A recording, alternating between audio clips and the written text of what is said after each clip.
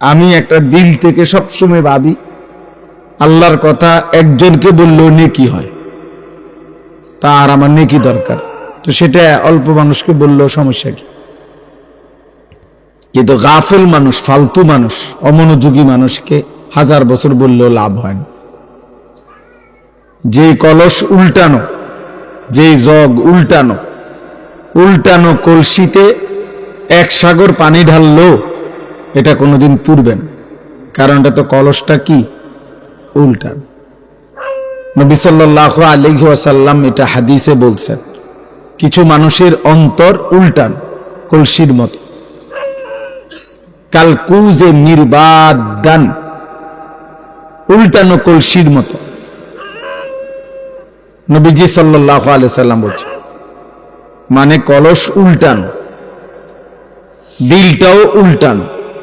এবং নবীজি বলছেন শুধু উল্টানো কলস না, বরং কলসির উল্টা পিঠে আলকাতরা দিয়া মাইখা দিছে, যাতে করে 1 ফোঁটা পানিও না জমে, পিছলা হয়।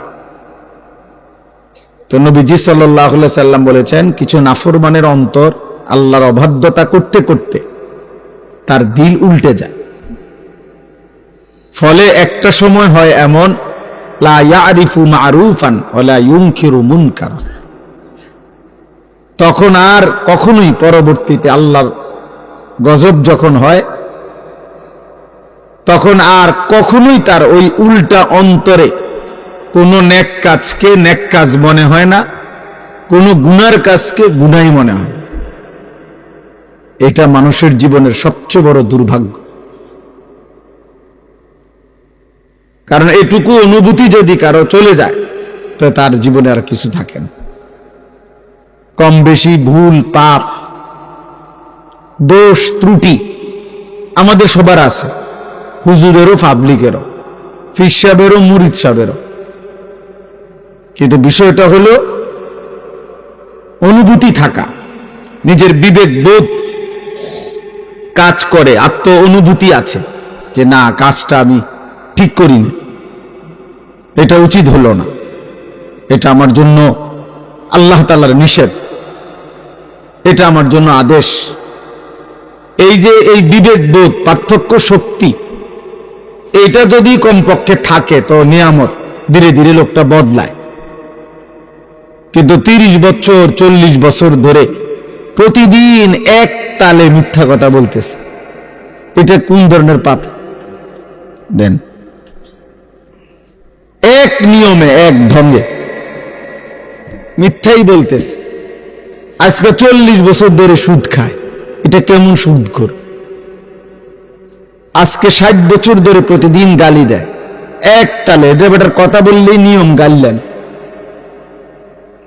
এক হাতে সিগারেট খাইতেছে, মুখে অকথ্য গালিগালাজ করতেছে, সামনে রঙিন টেলিভিশনে নাচ গান চলতেছে, মানে এটা যে গুনাহ, বছরের পর বছর তার বিবেকের মধ্যে এতটুকু অনুভূতিও নেই। এটা অনেক বড় লানত, অভিশাপ, এটা অনেক বড় দুর্ভাগ্য, বদনসিব, যে দিনের পর দিন, মাসের পর মাস গুনার পর গুনাহ, কিন্তু তার কখনো এটা অনুভূতিও হয় না, তার অনুভূতিও হয় না, তার শরীরে কোনো সৌদে নাই। ওই যে সর্দি মারাত্মক হইলে ঘ্রাণ শক্তি কমে যায়, তখন তার আর নাকে সুদ থাকে না। এই গুনাহ আর নাফরমানি যখন বেড়ে যায়, তো ধীরে ধীরে মানুষের উপরে যে মুসিবতটা আসে, সেটা হলো আল্লাহর পক্ষ থেকে যেই আযাব আসে, সেই আযাব হলো আল্লাহ তাকে আত্মভোলা করে দেয়। ফাআনসাহুম আনফুসাহুম, এজন্য তাফসীরের মধ্যে আছে, কোন মানুষের উপরে দুনিয়াতে আল্লাহর সবচেয়ে বড় শাস্তি কি? দুনিয়াতে সবচেয়ে বড় শাস্তি, তাকে আল্লাহ আত্মভোলা করে দেয়, আপন ভোলা। অর্থাৎ সে আর কোনোভাবেই বোঝে না সে কে, তার উচিত কি, করণীয় কি। খাইতেছে, ঘুমাইতেছে, পেশাব করতেছে, পায়খানা করতেছে, ঘুমাইছে তো ঘুমাইতেছে, মুতে ধরছে তো একখান দিয়ে মুতে দিছে, এটা কি রাস্তা, এখানে মানুষ চলাফেরা করে কিনা, কেউ দেখলে কি মনে করে, কোনো কিছু হালালও খায়, হারামও খায়, গালিও দেয়, সালামও দেয়, মদও খায়, মধুও খায়, মাকেও দেখে, বোনকেও দেখে, আবার মোবাইলে টেলিভিশনে নর্তকীও দেখে, আপন স্ত্রীও দেখে, উলঙ্গ ছবিও দেখে। মানে পার্থক্য নেই তার ভিতরে, আর এই অনুভূতিটুকু কাজ করে না। সবকিছুই তার কাছে বরাবর। কষ্ট করে কামাই করে পয়সাও নেয়, সুদের টাকাও নেয়, কিস্তিও নেয়, সব মিলে 30,000, মিলে জিল্লে 12 লাখ টাকা পয়সা। কেমনি মিলেছেন? এই এমনি এমনি দোয়া করেন, এমনি এমনি মিলাইছে। এমনি এমনি কি তা 6 লাখ জমি বেচা আর 6 লাখ সুদে কিস্তিতে। হালালও আছে, হারামও আছে, পার্থক্য নেই। এটা কোন মানুষের উপরে সবচেয়ে বড় লানত, আল্লাহ সবচেয়ে বড় শাস্তি। ওয়ালা তাকুনু কাল্লাযীনা নাসুল্লাহ ফাআনসাহুম আনফুসাহুম। আল্লাহ তাআলা বলে, বান্দা আমাকে এই পরিমাণ ভুলে যেও না, একদিন আমি কিন্তু তোমাকে নিজেকে ভুলাই দেব। আর কোনদিন তোমার মনে পড়বে না তোমার কবর, আখিরাত, পরকাল, মিজান, ফুলসিরাত, তোমার বিচার হবে, হাসর হবে, আমলনামা হাতে দেয়া হবে, কিচ্ছু আর মনে হবে। নাউযুবিল্লাহ। কোরআনুল কারীমের মধ্যে আছে, ওয়ায়াউমা ইয়া'আদ্দু যালিমু আলা ইয়াদাইহি। নাফরমান পাপী হাসরের দিন নিজের হাতগুলো আঙ্গুলগুলো দাঁত দিয়ে এইভাবে কামড়াইয়া ছিঁড়ে ফেলতে চাইবে আফসুসে, আর বলবে, হায় আমি কি করলাম। ইয়াকুলু ইয়া লাইতানি ইত্তাখাযতু মা'আর রাসূলি সাবিলা। আমি যদি রাসূলের পথ ধরতাম। ইয়া ওয়াইলাতা লাইতানি লাম আত্তাখিয ফুলানান খলিলা। হায় আফসুস, আমি যদি মন্দ লোককে বন্ধু না বানাইতাম। যে আমাকে নারী দেখাইলো, ছবি দেখাইলো, জিনা ব্যভিচারের আড্ডায় নিয়ে গেল, যে আমারে মদের আড্ডা, জুয়ার আড্ডা, সুদের আড্ডা, কিস্তির আড্ডা, যে আমারে দিয়ে খুন, সন্ত্রাস, চাঁদাবাজি, রাহাজানি, অন্যায়, অসভ্যতা করলো, আমি যদি তাকে বন্ধু না বানাইতাম, তাকে যদি অনুসরণ না করতাম, তার সাথে যদি না চলতাম, এই আফসুস করবে আর আঙ্গুল ছিঁড়ে ফেলতে চাই, কিন্তু কোনো লাভ হবে না, কোনো ফায়দা হবে। ইয়াউমাইদিন ইয়াতাযাক্কারুল ইনসানু ওয়া আন্না লাহুদ যিকরা। আল্লাহ তাআলা বলেন, কিয়ামতের দিন প্রত্যেক নাফরমান তার দুনিয়ার সব পাপের কথা মনে পড়বে, কিন্তু আল্লাহই বলেন, ওয়া আন্না লাহুদ যিকরা। কিন্তু বলো না বান্দা, মনে পড়ে সেদিন কি লাভ হবে? মনে তো পড়বে, সব স্মরণে আসবে, কিন্তু লাভ তো হবে না।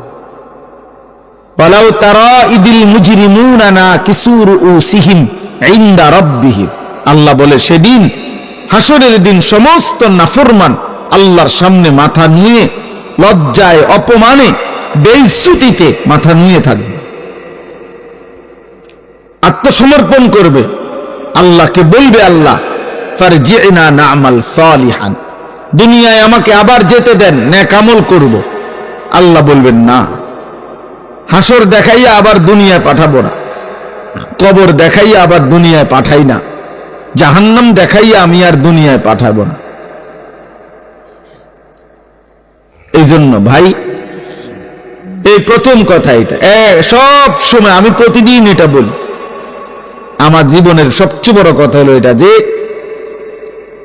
দিল যেন মরে না যায়। আহা, এর চাইতে বড় দুর্ভাগ্য আর কিছু নেই, যে আর কোনোদিন তার চোখে আলো পড়ে না, আর কোনোদিন সে অন্ধকারকে অন্ধকার মনে করে না।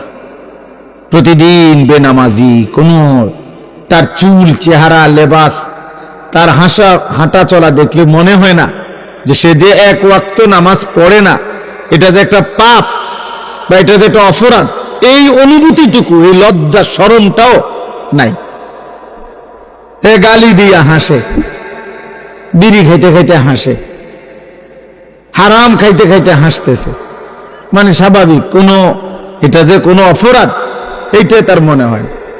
টেলিভিশনে নর্তকের নাচ দেখতেছে, নাটক সিনেমা, এটা যে অপরাধ এটাও মনে হয় না। এমন যেন না হয়, এটা দুর্ভাগ্য। অনেক বুড়া মানুষের আমার খুব আফসুস লাগে, মুরব্বী 60-65 বছর বয়স হয়ে গেছে, দিনের পর দিন টেলিভিশন দেখে, চা দোকানে বসে বসে দিনের পর দিন বিড়ি সিগারেট খায়, অথচ 65 বছর 60 বছর। কল্পনা করেন, খবর নিলে দেখবেন আইজিয়া 40 বছর ধরে বিড়ি খায়। কারণ উনি তো আইজিয়া 60 বছর বয়সে, আইজিয়া 2 বছর 6 মাস হয় বিড়ি ধরছে না, উনি ধরছে মনে হয় 40 বছর আগে। 60 বছর বয়সেও যে রঙিন টেলিভিশনে নাচ গান দেখে, এই বদভ্যাস উনার আজকাল মনে 40 বছর। কথায় কথায় যিনি গালি দেয়, আপনি খবর নিলে দেখবেন এই বদভ্যাস উনারা যে 30 বছর। আহা, 30 বছরও কেউ আপনাকে মনে করে নাই এটা গুনাহ? 30 বছরও ভাবেন নাই? এই জন্য এটা মনে রাখতে হবে, এটারও শুরুর কথা। অমনোযোগী মানুষ, গাফেল মানুষ, খামখেয়ালি, হুজুররা হুজুরদের কথা বলে, আমার এগুলার দরকার কি? আমার বাবুরে জান চলে না, কোন রকম সংসারটা চালাইতেই জান শেষ, হুজুরের এত কথা দৌড়ে ফার্মুনি। উনি মস্কারি করে, ফাইজলামি করে। হ্যাঁ, হুজুররা আমনে আখেরাতের কথা বলে, আর আমনি আর কি মারেন? হ্যাঁ, চা দোকানে বসে বসে গপ মারে। ও কয় তো হুজুররা তো কয়, ভালো লাগে কয়, বুঝি তো আমরা লাগিয়ে তো কয়, পারি না। ও শেষ, এই কথা বললে আপনারে ফেরেশতা ছেড়ে দিব, ঠিক না? মানে মস্কারি করে আর কি, ইয়ার কি করে। উনি মনে করছে তামাশা করছে। আখেরাত তামাশা না, আখেরাত খামখেয়ালি না।